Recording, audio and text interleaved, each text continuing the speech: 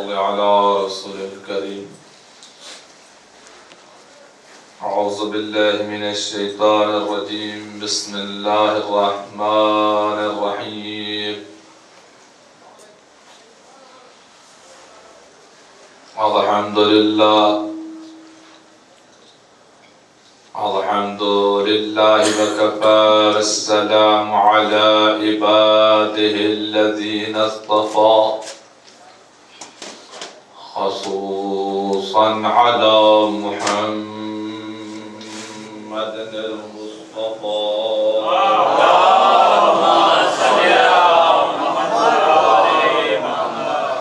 أهل بيته الطيبين الطاهرين الشرفاء. أما بعد فقد قال الله تبارك وتعالى في كتابه المجيد وخطابه الحميد وقوله الحق. بسم الله الرحمن الرحيم. اهدنا الصراط المستقيم صراط الذين أنعمت عليهم غير المغضوب عليهم ولا الضالين. صدق الله العلي العظيم وصدق رسوله النبي الكريم. أما بعد. بسم الله الرحمن الرحيم. إنما يريد الله ليذهب عنكم الرجس أهل البيت ويطهركم تطهيرا.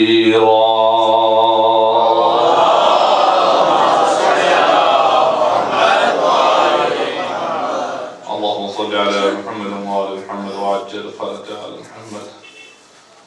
دعائے بارگاہ رب العزت پہ کہ خداوند کریم ہماری یہ قلیل سے عبادت ابھی بارگاہ میں قبول فرمائے. جن مومنین نے اس فرض ادا کو برپا کیا خداوند کریم ان کی توفیقات میں اضافہ فرمائے. بالغ جب مومنین بے اولاد ہیں اولاد نرینہ عطا فرمائے. جو صاحبان اولاد ہیں خداوند کریم ان کی اولاد کو صحت و سلامتی اور والدین کی اطاعت عطا فرمائے. اور ایک التماس جو بارہا بارگاہ خداوندی میں توسل آل محمد کے ذریعے پیش کرو خداوند کریم. ایک نوجوان حسنین مہدی لاپتہ ہے 3 سال سے. اکلوتا بھائی ہے بہنوں کا اور اکلوتا بیٹا ہے ماں باپ کا. خداوند کریم جو واسطہ آل محمد کا اس نوجوان کی خیری عافیت اور اس خیر سے واپسی والدین کے درمیان فرماؤ. میرا اللہ بحق آل محمد حاضرین کی حاجات شریعہ کو پورا فرماؤ. اور میرا اللہ ہم سب کو صحیح معنوں میں معرفت امام عطا فرماؤ. اور امام زمانہ کے ظہور میں تعجیل فرماؤ. وقت ظہور امام ہم سب کو امام زمانہ کی رسولت پہ قائم فرماؤ. اور میرا اللہ ہمیں قیامت کے دن خاتون قیامت جناب فاطمہ زہرا سلام اللہ علیہا کی شفاعت سے بہرمت فرما. ربنا تقبل منا انک انت السمیع العلیم بحق محمد وآلہ الطیبین الطاہرین. صلاۃ محمد وآلہ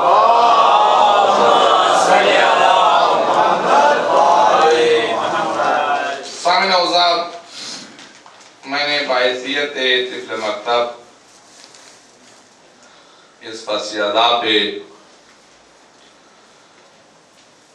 ایک سلسلہ گفتگو کا پہلا حصہ معرفت امام اور طلب دعائے تعجیل ظہور اور طلب زیارت امام اور ان امراض کی نشاندہیوں کہ جن امراض اور جن کوتاہیوں کی وجہ سے ہم امام وقت کی زیارت اور معرفت سے محروم ہیں. پہلا حصہ مختص ہے اپنی اصلاح کا. اور میں نے اپنی سابقہ جتنی بھی گفتگو ہے اس میں عرض کیا کہ جب تک ہم تزکیہ نفس نہ کر لیں جب تک ہم اپنے قلوب کو حب دنیا، طلب دنیا سے خالی نہ کر لیں، جب تک ہماری فکریں امام کی طرف راغب نہ ہو جائیں، جب تک ہماری سوچیں امام کی طرف راغب نہ ہو جائیں، اس وقت تک ہمیں زیارت امام نہیں مل سکتی، اس وقت ہمیں معرفت امام نہیں مل سکتی۔ پس خلوص سے توجہ اس طرح کریں تو وہ کریم اتنے ہیں کہ اپنی زیارت کا شرف بخش دیتے ہیں، چاہے وہ ان پڑھ ہی کیوں نہ ہو، اسے علم کی دولت دے دیتے ہیں۔ اور آج میں یہ واقعہ شاید کسی نشست میں پیش کر چکا ہوں، لیکن ریاست طبع کے لیے پھر پیش کیے دیتا ہوں کہ وجہ کیا ہے کہ ہم گناہگاروں کو زیارت امام نصیب نہیں ہو رہی۔ اس سے پہلے یہ اپنے ذہن نشین کر لیں کہ آل محمد صلوات اللہ علیہ اجمعین ہمارے وارث حقیقی ہیں۔ اس لفظ مولا کے معنی کو سمجھے، رسول نے جو کہا تھا من کنت مولا فہذا علی، کہ جس کا میں مولا ہوں اس کا ہی علی مولا ہے۔ مولا بمعنی سردار ہی نہیں، بلکہ اگر آپ مولا کے معنی کو سمجھے مفہوم کیا ہے کہ جس کا میں مالک ہوں اس کا یہ علی مالک ہے۔ تو جو مملوک ہو اس پہ لازم ہے کہ وہ اپنے مالک کی اتباع میں رہے۔ وہ ہمارا مالک ہے بحیثیت خالق، اور یہ ہمارے مالک ہیں بحیثیت مولا، کیونکہ ہماری تخلیق ان کی محبت میں ہوئی ہے۔ تو یہ مولا وہ ہمارے مالک ہیں۔ جب تک ہم صحیح معنوں میں ان کو اپنے آپ کو آل محمد کی ملکیت پہ نہ دیں گے اس وقت تک وہ ہمارے مولا نہیں۔ وہ تو ہیں ہی مالک، لیکن ہمیں چاہیے کہ ہم اپنے آپ کو ان کی ملکیت ثابت کریں۔ جب ہم ان کی ملکیت بن جائیں گے اپنے اعمال و افعال کے ذریعے تو پھر وہ ہمارے مالک ہوں گے۔ جب وہ ہمارے مالک ہوں گے تو ہر مالک اپنی ملکیت کا خاص خیال رکھتا ہے کہ اسے نقصان نہ ہو، یہ ضائع نہ ہو۔ اور کرے آل محمد کیا ہے؟ مولا، مالک، بحیثیت مالک مولا۔ لیکن جس چیز کا میں مالک نہیں اس کا خیال بھی میں نہیں رکھوں گا، میں تو اپنی اس چیز کا خیال رکھوں گا جس کا میں مالک۔ تو اب آئیے دیدان من اپنے آپ کو ان کی ملکیت تو بنائیں، اپنی ہر چیز پہ اپنا تصرف نہ جمائیں، ان کے تصرف کو مانیں، تو پھر ہم ان کی مملوک بنیں گے تو ہمارے مالک۔ جب وہ جس چیز کے مالک ہو جائے تو اس کے ذمہ دار ہو۔ اور بحیثیت مولا ہماری جان و مال و اولاد کے مالک وہ ہیں، ہماری جان و مال و اولاد کے وارث وہ ہیں۔ اگر وہ وارث ہیں ہمارے، جب ہم ان کی ملکیت میں چلے جائیں گے تو پھر وہ ہمارے وارث بن جائیں گے۔ جب وہ ہمارے وارث بن جائیں تو پھر وارث ہونے کے ناطے ہماری تمام ذمہ داریاں ان کے ذمہ ہوں گی۔ اور ان میں سے آج شریعت سے پوچھئے، شریعت کہتی جب کوئی مر جائے تو مرنے والے کا غسل و کفن اور جنازہ و دفن اس کے وارث پہ واجب ہے۔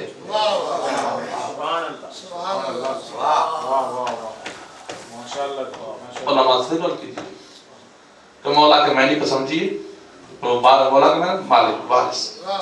نعرہ تکبیر،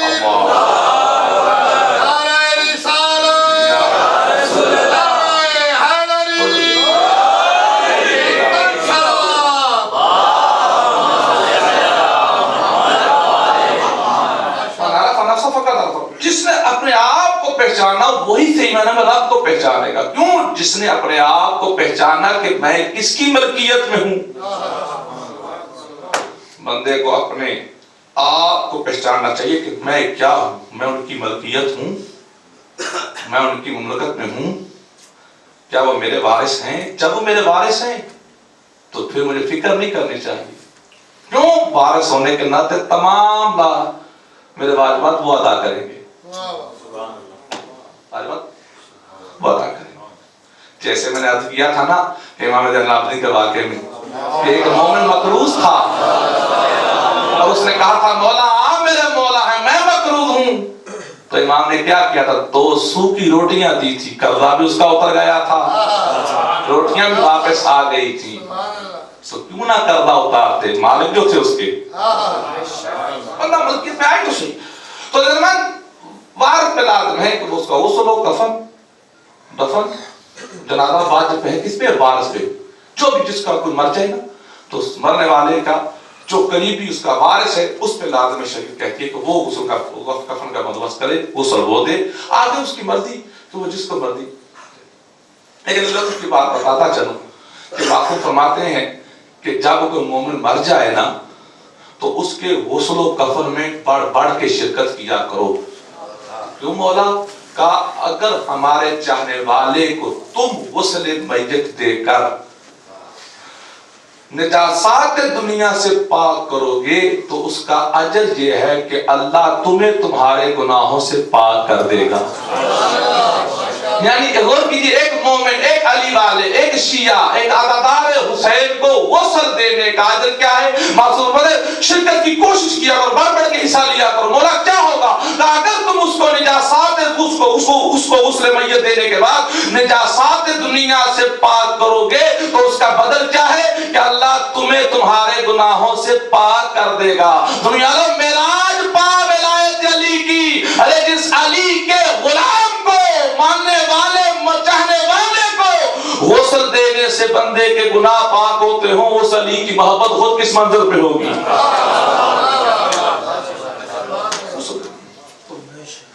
مومن لیکن واجب ہے وارث. تو ہم سب کیا ہیں؟ ظاہری وارث. ظاہری وارث ہے, حقیقی وارث ہونے امام. تو وارث ہونے کے ناطے امام آتے ہیں ہر مومن کے غسل و کفن میں. کیونکہ میرا حصہ یہ ہے, پہلا حصہ اس لیے کہ وہ امراض پیش کروں جن امراض کی وجہ سے ہمیں زیارت نہیں ہو رہی, ہمیں معرفت نہیں مل رہی. کوفہ شہر میں ایک مومن چاہنے والا اور امام کا عرفان رکھنے والا وفات پا گیا. تو میرے مولا امام زمانہ بحیثیت وارث حقیقی اس مومن کے غسل و کفن کے لیے خود تشریف لائے اور آ کے اپنے چاہنے والے سے کہا جاؤ یہ رقم لے جاؤ اور بازار میں فلاں پنساری کی دکان سے کافور خرید کے لاؤ. کیونکہ ہمارے فقہ میں کافور جز ہے, غسل واجب ہے آب کافور کا. کافور لے کے کس نے بھیجا ہے؟ امام نے. ایک مومن کے غسل کے لیے مولا آئے, ایک مومن کے غسل کے لیے مولا آئے. وہ مومن امام کے حکم پہ چلا گیا کافور خریدنے بازار میں, اسی پنساری کی دکان پہ جس پہ مولا نے بھیجا تھا. گیا اس پنساری سے کہا یہ کافور دینا. تو پنساری نے کہا میری دکان میں کافور ختم ہو گیا ہے. نہیں ہے.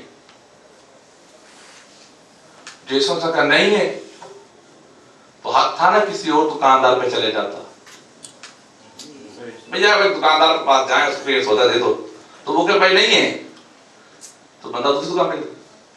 آپ اس مومن کو جس کو امام زمانہ نے بھیجا ہے وہ اس امام کے بتائے ہوئے دکان پہ پہنچا ہے اور دکاندار کہہ رہا ہے کہ میری دکان میں کافور نہیں. تو یہ مومن کہتا ہے نہیں تیری دکان میں کافور ہے.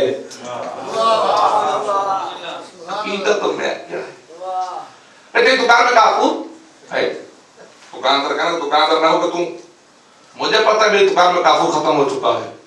اس نے کہا بے شک تو دکاندار بن کے کہتا ہے کہ میری دکان میں کافور نہیں, لیکن میں کہتا ہوں کہ تیری دکان میں کافور ہے. کیوں؟ جس امام نے مجھے بھیجا ہے وہ کبھی غلط نہیں بھیجتے.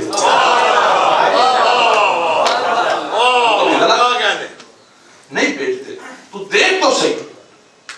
وہ انصاری اٹھا اندر جا کر دیکھا تو واقعی کافور تھا. کافور لے کے آیا, پڑیا بنا کر, بھائی سچ بتا تمہیں کس نے بھیجا ہے؟ کون ہے ایسا جس سے میری دکان کا مجھ سے زیادہ معلوم ہے؟ فرمایا میرے آقا, میرے مولا, میرے امام زمان. کہا امام زمانہ نے بھیجا؟ کہا مجھے امام زمانہ نے بھیجا. کہاں ہے مولا؟ کہا وہ فلاں مومن کے تغسیل کے لیے آئے ہیں, فلاں مومن کی تکفین کے لیے آئے ہیں, فلاں مومن کی تشییع جنازہ کے لیے مولا آئے ہیں, فلاں مومن کے. اچھا فلاں مومن کے, تو ایسا کر مجھے بھی لے چل, میں بھی بڑی دیر سے دعائیں کر رہا ہوں, میری بھی زندگی دعائیں کر کے تھک گئی ہے, میری بھی بڑی التجائیں تھی یا اللہ مجھے امام کی زیارت ہو جائے, میں تو دعائیں کر کر کے صبح شام مناجات کر کر کے تھک گیا ہوں, مولا شہر میں آئے ہیں, مجھے بھی لے چل, مولا کہاں ہے؟ کہا آؤ چلے. تو وہ انصاری کو لے کے مومن چل پڑا امام کی زیارت کے لیے. اب وہ جا رہے تھے تو اس زمانے میں صابن جو تھا وہ پنساری لوگ بنایا کرتے تھے. وہ پنساری لوگ صابن بنا کے خشک کرنے کے لیے چھتوں پہ دھوپ میں رکھ دیا کرتے تھے. اس پنساری نے بھی وہ صابن اس دن بنا کر خشک کرنے کے لیے چھت پہ رکھ دیا تھا اور چل پڑا امام زمانہ کی زیارت کے لیے. اب جا رہا تھا کہ رستے میں ہوا چلنے لگی, ٹھنڈی ہوا چلنے لگی. اب جیسے ہوا چلی تو اوپر سے بوندا باندی شروع ہو گئی. جیسے بارش اور بوندا باندی شروع ہو گئی تو اس پنساری کو یاد آ گیا, وہ میں تو اپنا صابن خشک کرنے کے لیے چھت پہ رکھایا ہوں اور یہ تو بارش آ گئی ہے, میرا تو سارا صابن ضائع ہو جائے گا. جا زیارت امام کو رہا تھا, فکر اپنے صابن کی کر رہا تھا. جیسے اس نے کہا نا کہ میرا تو سارا صابن ضائع ہو جائے گا, تو غیب سے کیا آواز ہے؟ این صابونی را برگردانید, این لائے کے دیدار ماں نیز, اس صابن والے کو واپس بھیجے, یہ ہمارے دیدار کے قابل نہیں ہے. تو آئیے اس واقعے سے اس مرض کو تلاش کیجئے کہ عزیزان ایمان, جانا تمنا زیارت امام کی ہے, تمنا نصرت امام کی ہے, تمنا امام کے نام پہ جان دینے کی ہے, تمنا امام کی نالین پہ قربانی دینے کی ہے. اور فکریں ہمارے ذہنوں میں اولاد کی ہیں, فکریں ہمارے ذہنوں میں ازواج کی ہیں, فکریں ہمارے زمانوں میں معاش, ذہنوں میں معاش کی ہیں. آؤ آل محمد کا عرفان پانا ہے, زیارت امام کے طلبگار ہو تو پہلے دیکھو اس دل میں دنیا کے کسی صابن یا صابن دانی کی محبت تو نہیں چھپی بیٹھی. جب تک ہمارے قلوب ان امراض, ان حسرتوں, ان خواہشات طولانی سے پڑھ کر آل محمد کی معرفت کی طلب نہ کریں گے, اس وقت تک ہمیں معرفت اور زیارت نہیں مل سکتی. اور یہ پرشیزہ اسی لیے بچھایا جاتا ہے کہ جب یہاں آئے تو کچھ معرفت کے پھول لے جائیں, کچھ خوشبوئے معرفت لے جائیں, کم از کم کچھ نہ صحیح تو بارگاہ امام میں اپنے آپ کو شاہد بنا لیں کہ مولا چھ جائے کہ گناہگار ہوں لیکن عزادار ہوں آپ کے جد بزرگ کا. بس آئیے خدا کو لیکن صحیح معنوں میں معرفت دیتے, صحیح معنوں میں وہ ہمارے دلوں کے امراض کو دور کر دے جو زیارت امام اور ہمارے درمیان حائل ہے. تو آئیے میں نے ایک سلسلہ گفتگو کا دوسرا حصہ اهدنا الصراط المستقیم کے نام سے شروع کیا ہوا تھا.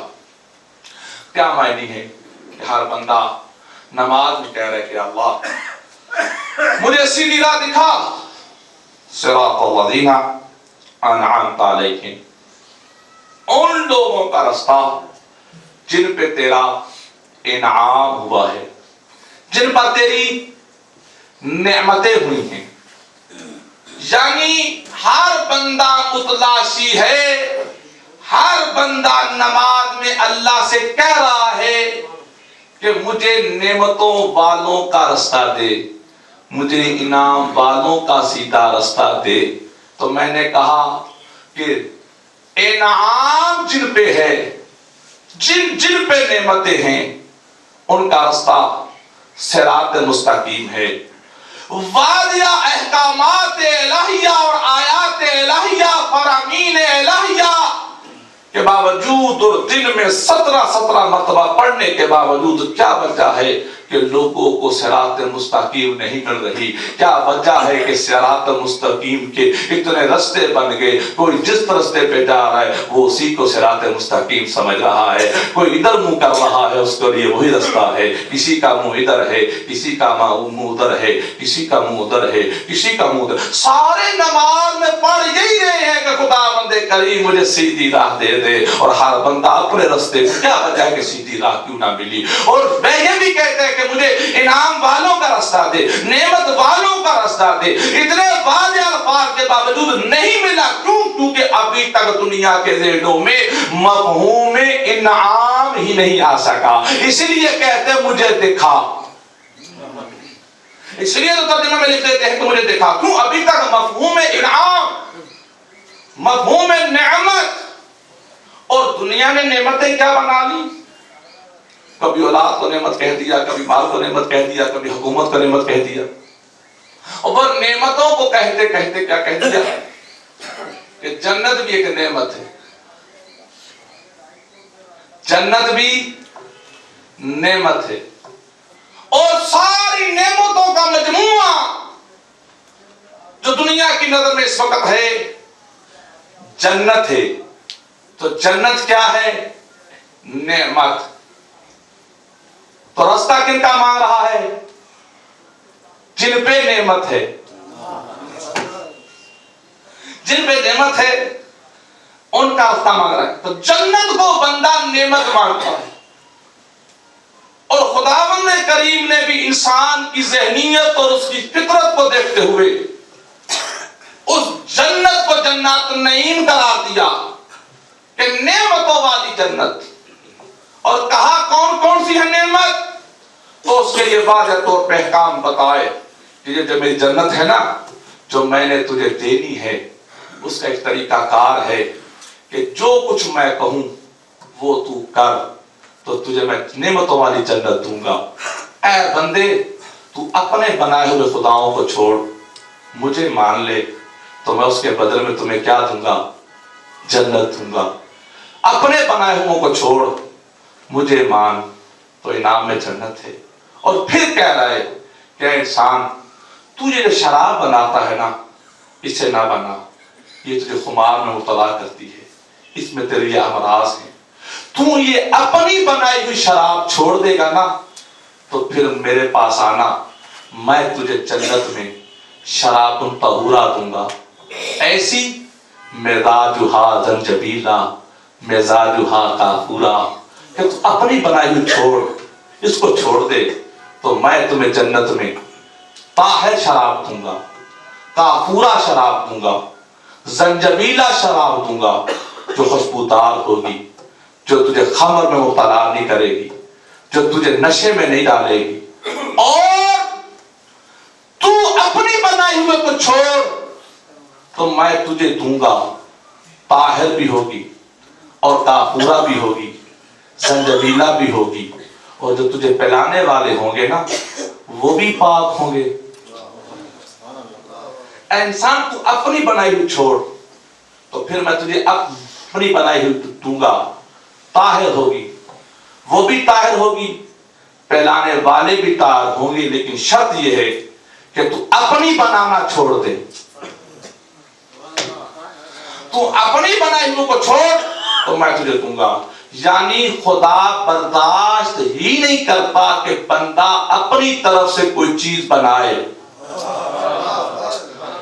تو جو اللہ لوگوں کا خود شراب طہورا کہتا ہے اپنی شراب کو، اور لوگوں کی شراب کو کہتا ہے کہ یہ رجس ہے، یعنی یہ طے شدہ بات ہے کہ جو لوگ بنائے وہ رجس ہے، جسے اللہ بنائے وہ طاہر ہے۔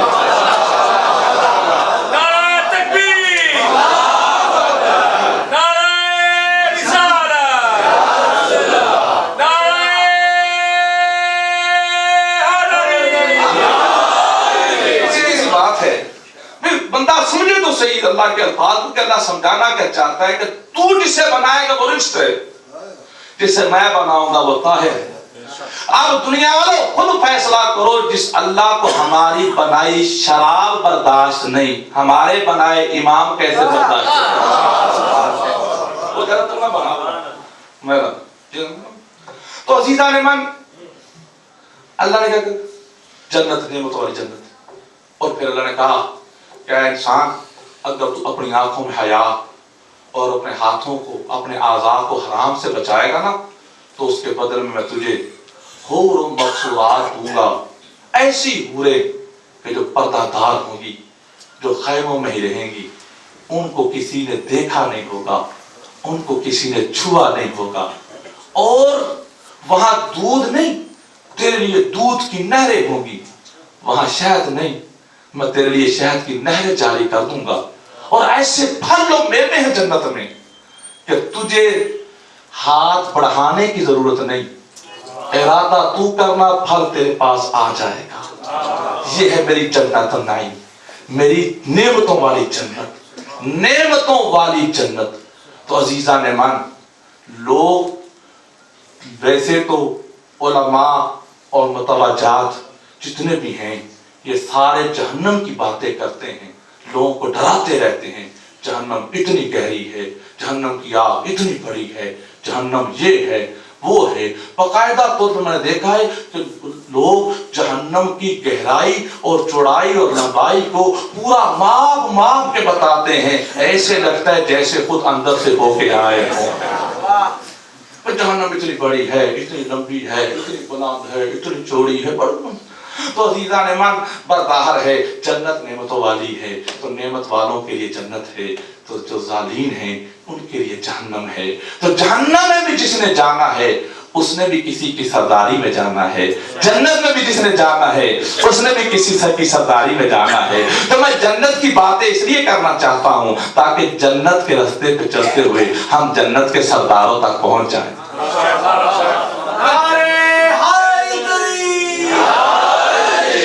میں جنت کی بات اس لیے کر رہا ہوں تاکہ جنت کے رستوں پہ چلتے ہوئے ہم جنت کے سرداروں تک پہنچ جائیں. تو عزیزان ایمان، یہ جنت کو لوگوں نے نعمت سمجھ لیا، جنت میں ملنے والی چیزوں کو لوگوں نے نعمت سمجھ لیا، اور اس لیے کہا یا اللہ تیرے راستے سے مدد مانگتے ہیں کہ تو ہمیں جنت دے. اس جنت کے لیے لوگ نمازیں پڑھ رہے ہیں، اس جنت کے لیے لوگ روزے رکھ رہے ہیں، اس جنت کے لیے لوگ گھر بار چھوڑ کے بسترے لے کے پوری دنیا میں پھر رہے ہیں کہ جنت مل جائے. جنت کے ہر بندے کا حصول مقصد کیا ہے؟ جنت. ہر بندے کی تمنا کیا ہے؟ جنت. اس جنت کے لیے لوگ اپنے آپ کے چتھڑے اڑا رہے ہیں کہ جنت مل جائے. اس جنت کے لیے لوگ ایک دوسرے کو مار رہے ہیں کہ جنت مل جائے. تو عزیزان ایمان، میں حیران ہوں، پوری دنیا کے اعمال جب دیکھتا ہوں تو ہر بندہ نماز پڑھنے بھی جا رہا ہونا تو تصور میں یہی ہوتا ہے انہیں جنت ملے گی.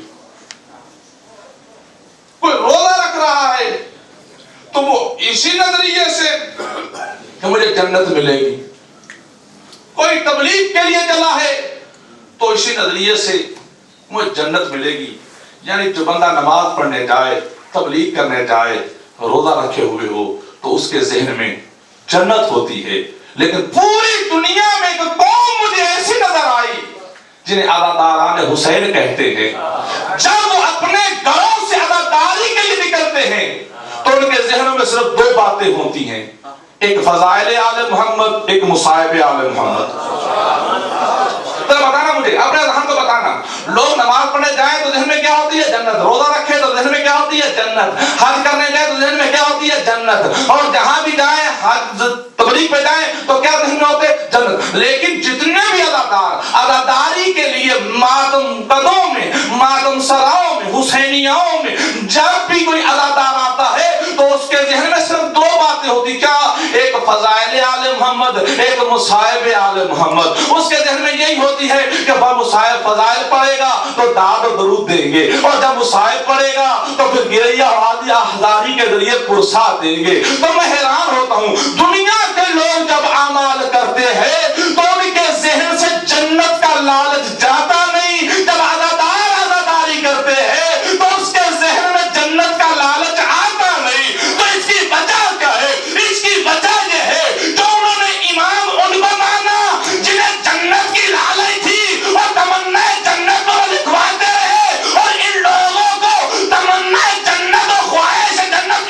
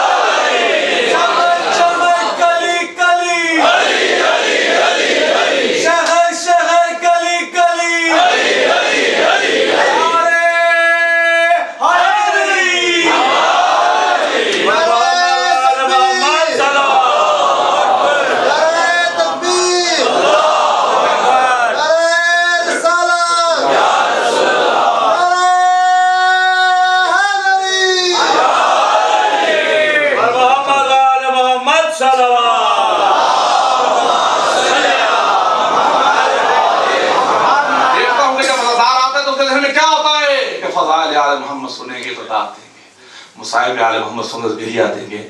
کوئی اس وقت، کیونکہ یہ بھی اس علی کو مانتے ہیں جو کہتے ہیں تیری عبادت اس لیے کرو تو لائق عبادت ہے، تو ادادار بھی اس لیے اداداری کے لیے آتا ہے کہ فضائل بھی سننے ہیں تو آل محمد کے لیے، مصائب بھی سننا ہے تو آل، کیونکہ اس وقت وائے زمان نعمت والوں کا رستہ ہر بندہ مانگ رہا ہے.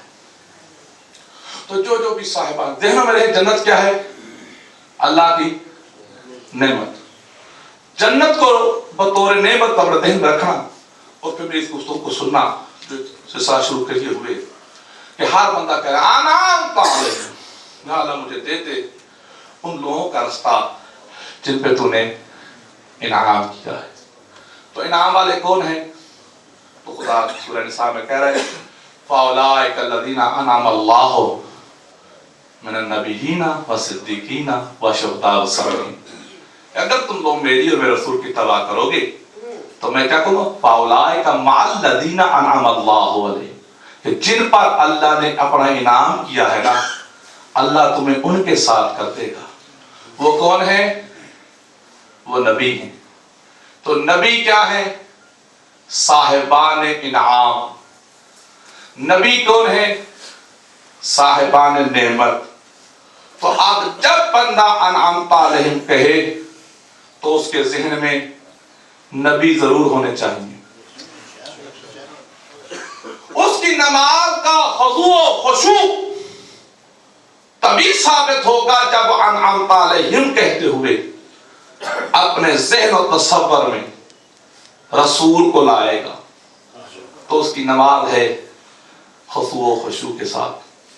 یعنی اگر بندہ نماز پڑھے اور اس کے ذہن میں ذات رسول آ جائے تو اس کی نماز کا خضوع و خشوع بڑھ جائے گا. تو جب بندے کی نماز کے دوران اس کے ذہن میں رسول آئے تو اس کی نماز معراج بن جاتی ہے. تو اگر اسی رسول کی نماز کے دوران اسی رسول کے ذہن میں کوئی بچہ آ جائے، بھئی ہم نے جنت نعمت ہے جنت والوں کے ٹھکانہ ہے، تو اس نبی کی نماز کا مقام کیا ہوگا؟ اور کل پیش کیا تھا میں نے کہ رسول مومن کی معراج نماز ہے اور نماز کی معراج رسول ہے. حالت نماز میں اور نماز کے اول ترین رکن سجدے میں ہے رسول. کہ بچہ داخل ہو گیا، اس کو کی نظر پڑی کہ نبی حالت چیتا میں ہے تو وہ آئے اور آ کے رسول کے پشت پہ بیٹھ گئے. تو جیسے بیٹھے تو ظاہر ہے نبی کے ذہن میں اس بچے کا خیال آیا. اگر تصور نبی میں اس بچے کا خیال نہ آتا تو نبی سجدے کو کبھی بھی لمبا نہ کرتے. تو سجدے کا طول دینا اس بات کی دلیل ہے کہ نبی کے ذہن میں تصور میں وہ بچہ تھا. تو لیکن پوچھئے پوری دنیا کے علماء سے کہ جو حسین رسول کی نماز میں حالت سجدہ میں نبی کی پشت پہ بیٹھے رہے، کیا حسین کے تصور اور حسین کے بیٹھے رہنے سے نبی کی نماز کو کوئی فرق پڑا؟ تو کہیں گے نہیں، نبی کی نماز رہی. تو دنیا لوگ غور کرو، جب تصور حسین سے نبی کی نماز رہ سکتی ہے تو ذکر حسین سے تمہاری نمازوں کو کیا ہو؟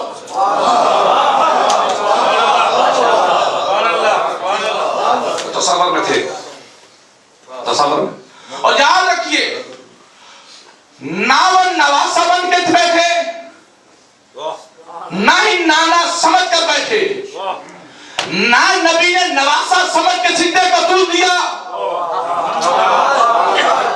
نہ حسین نانا سمجھ کر بیٹھے تھے، بلکہ خدا کہہ رہے وما محمد اللہ رسول، نہیں ہے محمد سوائے رسول ہونے کے.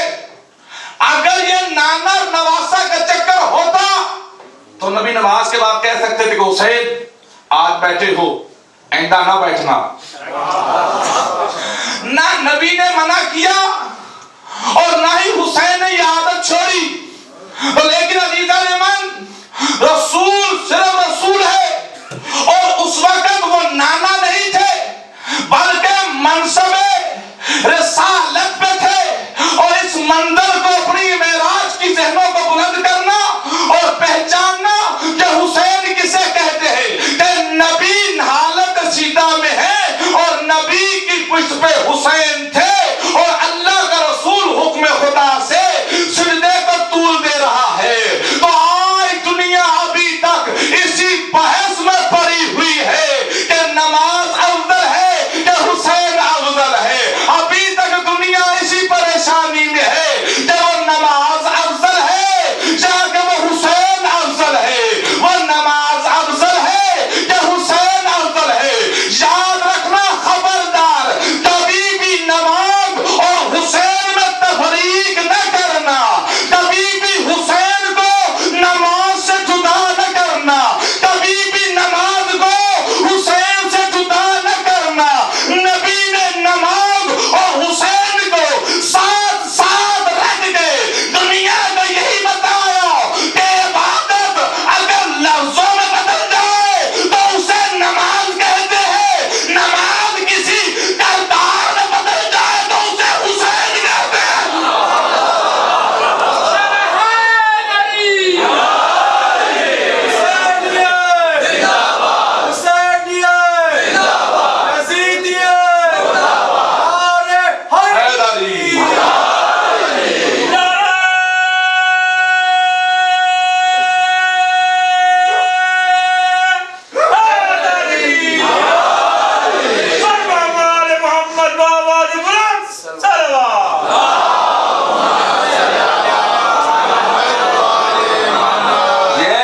کبھی نہ رکھنا نماز اور حسین میں. عبادت لفظوں میں بدل جائے تو نماز ہے، نماز کردار میں بدل جائے تو حسین ہے. اور ایک بات سننا، بات آگے چل رہی تھی لیکن بات آ گئی کہ نبی پاک جماعت کروا رہے تھے، اور ہماری فقہ میں ہے کہ الامام امام الولا کان صبیہ، امام امام ہوتا ہے چاہے وہ ماں کی گود پہ کیوں نہ ہو. امام امام ہوتا ہے جب چاہے ماں کی، تو چاہیے تو تھا کہ بحیثیت امام وہ بھی شریک ہوتے. لیکن پشت نبوت میں بیٹھے اور صحابہ اکرام نے دیکھا کہ نبی سر نہیں اٹھا رہے، تو انہوں نے اپنے سر کو اٹھا کے دیکھا تو انہیں نبی سجدے میں نظر آئے اور نبی کی پشت پہ حسین نظر آیا. پھر سجدے میں چلے گئے، پھر سر اٹھا کے دیکھا تو حسین نظر آیا، پھر سجدے میں چلے گئے. ہر بندے نے سر اٹھا کے دیکھا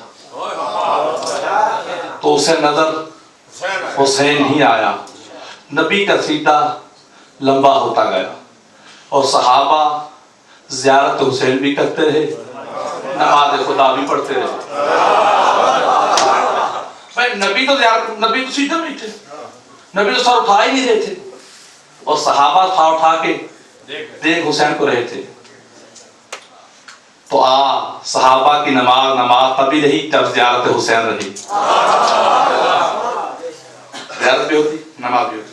اب صحابہ اس انتظار میں تھے کہ نبی پاک سر اٹھائیں تو ہم بھی اپنے سروں کو اٹھا لیں. صحابہ انتظار میں تھے کہ نبی پاک سر کو اٹھائیں تو ہم اپنے سروں کو، اور نبی اس انتظار میں تھے حسین کے نہ. وَمَا يَنْطِقُ عَنِ الْهَوَىٰ إِنْ هُوَ إِلَّا وَحْيٌ يُوحَىٰ. یہ نبی نہ نطق کرتا ہے نہ عمل کرتا ہے بغیر وحی خدا کے. یہ نطق کلام. تو نبی کس کے انتظار میں تھے؟ حسین کے نہ، بلکہ نبی وحی کے انتظار میں تھے کہ وحی آئے تو میں سر اٹھاؤں. اور وحی جبریل کے انتظار میں تھی کہ خدا جبریل لے جائے میں جاؤں. اور جبریل خدا کے انتظار میں تھا کہ خدا کہے میں وحی لے جاؤں. اور خدا حسین کے انتظار میں تھا.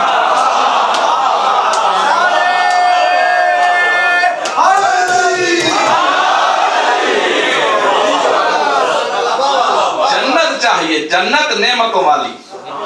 یا اللہ مجھے انعام دے, انعام والوں کا رستہ دے, نہ تجھے انعام کی سمجھ دے.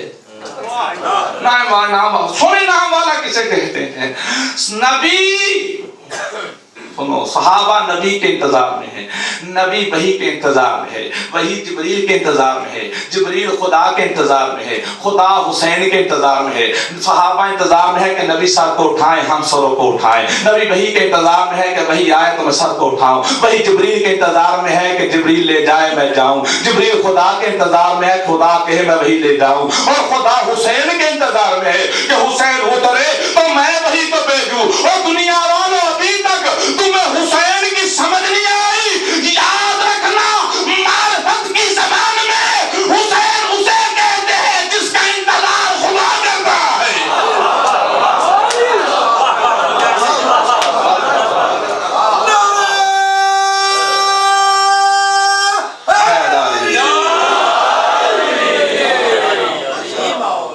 تو ہر بندہ سلوات پڑھی بلند آواز سے میرے قریب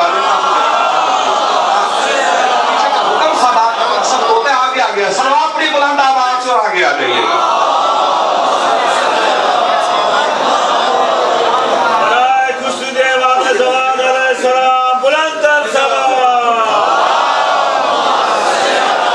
سردی پڑھیے پار والا کا بھی خیال کرے اور آگے آگے آ جائے. سلوات پڑھی بلند آواز سے.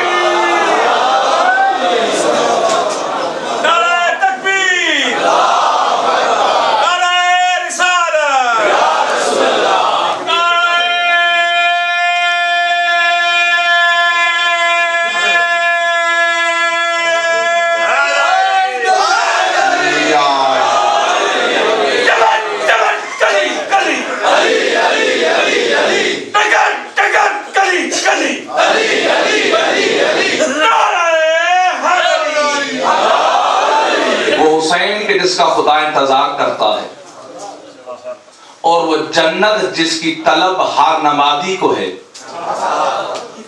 وہ جنت جس کو ہر بندہ نعمت سمجھ کے مانگ رہا ہے. اللہ کے رسول نے اسی جنت کے بارے میں کہا کہ جنت کا سردار حسین ہے. اب حسین کیا ہے؟ سردار. حسنین شریفین کیا ہے؟ جنت کے سردار. اب ہر بندہ کو تلاشی جنت ہے اور کہہ رہے کہ یا اللہ مجھے انعام والوں کا رستہ دے. تو انعام والے کون ہیں؟ نبی, صدیقین. اب دنیا نے صدیقین کو بھی سمجھا, حالانکہ میں نے وہ صدیقین کل آپ کے سامنے پیش کر دیے تھے. اگر نہیں یاد تو پھر موبائل والے یاد کر لو. صدیقین کون ہیں؟ انعام والے. لیکن دنیا نے کہا کہ صدیق فلاں مان, لیکن صداقت کے لیے سند رسول شرط ہے. اگر صدیق ہی انعام والے ہیں تو اس کے لیے سند رسول چاہیے. تو میں نے زبان رسول سے ایک صحابی ابو ذر غفاری, نبی کا صحابی ہے, نام اس کا ابو ذر غفاری ہے, میں نے خود نبی کی زبان سے متفقہ طور پہ تمام کتاب اور تمام صحیحین میں نے اس حدیث کو دیکھا کہ نبی اکرم نے جس کی زبان وحی خدا کے بغیر نطق نہیں کرتی, اس نبی نے صداقت کبریٰ کی سند اصحاب میں سے جس کو دی اس کا نام ابو ذر ہے. ابو ذر کی طرف رسول نے دیکھ کے کہا کہ آسمان نے اس بندے پہ سایہ نہیں کیا, اس زمین نے اس بندے کو اٹھایا نہیں جو ابو ذر سے بڑا صدیق ہو. فرمان رسول ہے کہ آسمان نے ابو ذر سے بڑا سچا دیکھا نہیں ہے, زمین نے ابو ذر سے بڑا صادق اٹھایا نہیں ہے. تو دیدان من یہ بات ہو رہی تھی صحابہ کی, تو صحابہ میں بادابان رسول ابو ذر سے بڑا نہ کوئی سچا ہے, ابو ذر سے بڑا نہ کوئی صدیق ہے. تو جس کو صداقت کی سند اللہ کے نبی نے دی ہے, تو میں نے اسی ابو ذر کو مدینے کی گلیوں میں یہ اعلان کرتے سنا, یا ایھا الناس اختبروا اولادکم بحب علی ابن ابی طالب فانظروا بشان امہ, کہ اے لوگوں اپنی اپنی اولادوں کا امتحان لو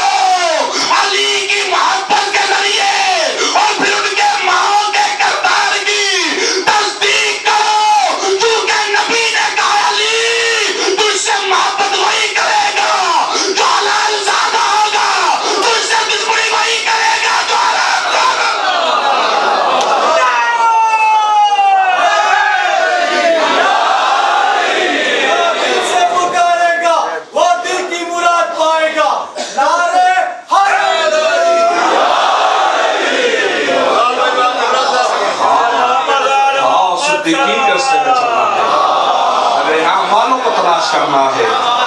تو عائشہ ابوذر کو دیکھ جسے نبی نے صداقت کبریٰ کی سند دی ہے, جس سے بڑا نبی کی نظر میں کوئی سچا ہے ہی نہیں, زمین کے اوپر اور آسمان کے نیچے ابوذر سے بڑا سچا کوئی ہے ہی نہیں. وہ کہہ رہا ہے کہ لوگوں پہچانو.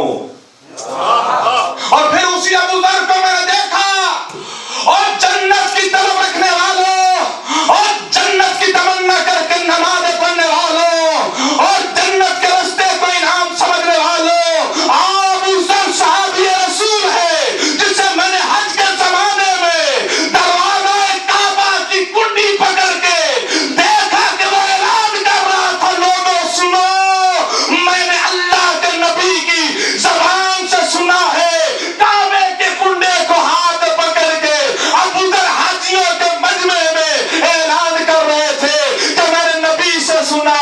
نبی نے فرمایا کہ اگر کوئی بندہ عمر نوح جتنی عمر پالے, اگر کوئی بندہ اور پہاڑ جتنا سونا اللہ کی راہ میں خرچ کر دے, اگر کوئی بندہ 1000 حج پیدل کر لے, اگر کوئی بندہ صفا و مروہ کے درمیان مظلومانہ حالت میں مارا جائے, لن یرالک یا علی, اے علی اگر وہ تجھ سے محبت نہیں رکھتا تو جنت جانا تو درکنار, جنت کی خوشبو کو بھی نہیں سونگھ سکتا.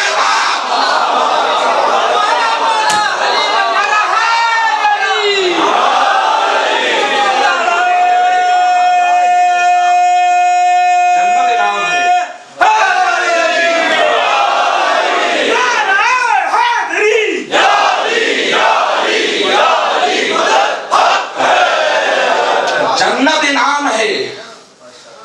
تو رسول کی حدیث ہے کہ جو علی سے محبت نہیں رکھتا جنت جانا تو درکنار, جنت کی خوشبو نہیں سونگھ سکتا. اور جنت کے متلاشی نمازیوں اور جنت کے متمنی حاجیوں, سنو جس کے دل میں علی کی محبت نہیں, فرمان رسول ہے اور تصدیق صدیق اکبر جناب ابوذر غفاری کی ہے, کیونکہ نبی نے کہا کہ اس سے بڑا سچا ہے ہی کوئی بھی. نبی نے کہا کہ اس سے بڑا کوئی سچا نہیں ہے. اس کی حدیث ہے کہ جنت کی خوشبو نہیں سونگھ سکتا. تو آپ کیا سمجھتے ہیں, یہاں تالیوں کی دکانیں ہیں, یہاں ایک دکان ہوا تالی کی, تو اس دکان کی خوشبو 3-4 دکانوں تک ضرور جاتی ہے. ایک اتاری کی دکان ہونا تو اس دکان کی خوشبو 3-4 دکانوں تک چلی جاتی ہے. تو نبی نے کیا کہا, وہ جنت کی خوشبو بھی نہیں سونگھ سکتا. تو اگر تار کی دکان کی خوشبو 3-4 دکانوں تک جا سکتی ہے, خود اندازہ کر جنت جو خوشبو کہاں تک ہوگی اور دشمن علی کہاں تک دور ہوگا. ارے جنت کے سردار حسنین ہے تو پھر باپ سے دشمنی رکھنے والا بیٹوں کی جاگیر کرانے کا حقدار نہیں ہے.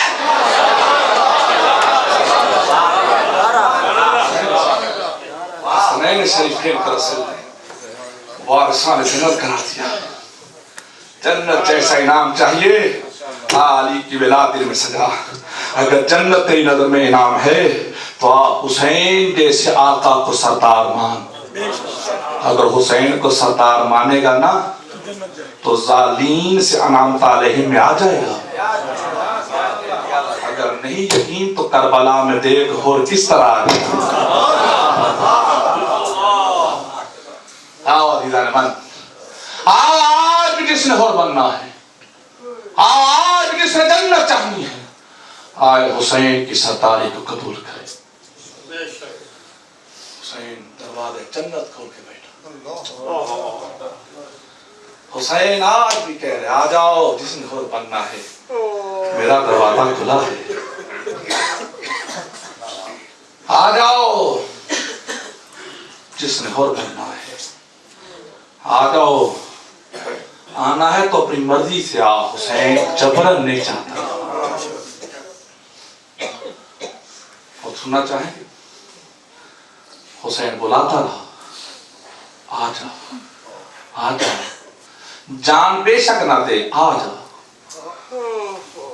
حسین کو جان کی ضرورت نہیں, حسین تو آ جا.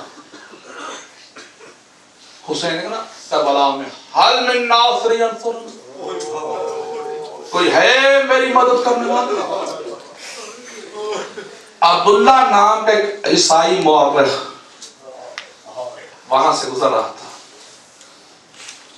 اس کے کانوں میں آواز پڑی کہ کوئی غریب بلا رہا ہے۔ وہ عیسائی مورخ عبداللہ غریب کربلا کے پاس پہنچا، اور جب پہنچا تو رستے میں دیکھتا آیا کہیں اس کو 14 سال کے جوان کے لاشے کے ٹکڑے نظر آئے، کہ آتے ہوئے اس کو کہیں 36 برس کا جوان بغیر بازو کے نظر آیا، کہیں پہ اسے 18 برس کا جوان سینے پہ ہاتھ رکھا نظر آیا۔ ان لاشوں کے درمیان سے گزرتے گزرتے غریب کربلا کے پاس آ کے یہ عیسائی مورخ کہتا ہے، غریب بتا تجھے کیا مدد چاہیے؟ حسین فرماتے تو میری مدد کیوں کرنا چاہتا؟ وہ کہتا ہے میں عیسیٰ کا ماننے والا ہوں، عیسیٰ نبی کی تعلیمات ہے جب کوئی مظلوم بلائے اس کی مدد کو جاؤ۔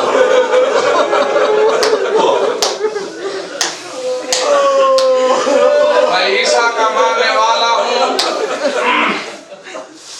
میرے عیسیٰ کی تعلیمات ہے جب کوئی غریب مدد کو بلائے اس کی مدد کو جاؤ۔ بتا غریب تجھے کیا مدد چاہیے؟ حسین کہتے تیری بڑی مہربانی، تو میری آواز پہ آ گیا، جا تیری مدد میں نے قبول کی، جا چلا جا۔ کہتا اچھا میں چلا جاتا ہوں، لیکن بتائیے کہ وہ جوان کون ہے جس کے بازو نہیں ہے؟ کہا میرا سگا بھائی۔ کیا نام ہے؟ کہا عباس۔ وہ تصویر میں نے دیکھی کس کے لیے؟ کہا میرے بھتیجے کی۔ وہ کہا میرا صاحب۔ کہا یہ اتنا خوبصورت جوان جس کا ہاتھ اپنے سینے پہ ہے یہ کون ہے؟ کہا یہ میرا بیٹا۔ جیسے کہا یہ میرا بیٹا ہے۔ تو عیسائی مورخ کہتا ہے غریب کیا مجبوری تھی اتنے جوان بنانے کی، اتنا خوبصورت بیٹا دینے کی، ایسا بھائی دینے کی؟ تو حسین کہتے میری مجبوری یہ تھی کہ میری شہادتوں کے بغیر دین نہیں بچتا تھا۔ جیسے اس عیسائی نے سنا نا کہ دین بچانے کے لیے میں نے بیٹے دیے ہیں، دین بچانے کے لیے میں نے بھائی دیے ہیں، دین بچانے کے لیے قربانیاں دی ہیں، تو کہتا ہے عیسائی مورخ کہ غریب دین کے لیے بھائی اور بیٹے قربان کرنا یا کسی نبی کا کام ہے یا کسی امام کا کام ہے؟ اے مظلوم تو بتا تو کون ہے؟ تو جب کہا تو کون ہے، حسین فرماتے تو عیسائی ہے نا؟ کہتا ہاں میں عیسائی ہوں۔ حسین فرماتے تجھے یاد ہے موبائلہ؟ کہتا ہاں مجھے موبائلہ یاد ہے۔ تو یاد رکھ اللہ کا نبی آیا تھا؟ کہا اللہ کا نبی آیا تھا۔ کیسے آیا تھا؟ کہا ہم نے دیکھا تھا اللہ کا نبی جب آیا تھا اس کی آغوش میں ایک بچہ تھا، اس کے ساتھ ایک بچہ تھا، اس کے پیچھے ایک مقتول تھی، اس کے پیچھے ایک جوان تھا۔ تو حسین رو کے کہتے ہیں عیسائی مورخ وہ جو جوان تھے میرے بابا علی تھے، جو پردے دار تھی وہ میری ماں زہرا تھی، جو بچہ ساتھ تھا وہ میرا بھائی حسن تھا، جو نبی کی آغوش میں گیا وہ میں حسین، وہ میں حسین، وہ میں حسین، وہ میں جیسے سنا نا میں حسین قدموں میں گرنے کہتے ہیں بطول ساتھے مجھے معاف کر بنتی تھے سب سوالہ جواب کرتا رہا۔ مولا مجھ پہ لازم ہے میں آپ کی مدد کروں، مولا مجھے حکم کیجئے میں لڑنے جاتا ہوں۔ کہا نہیں تیری بڑی مہربانی تو چلا جا، میں نے تیری مدد قبول کی۔ تو کہتے ہیں نواز رسول میں ایسا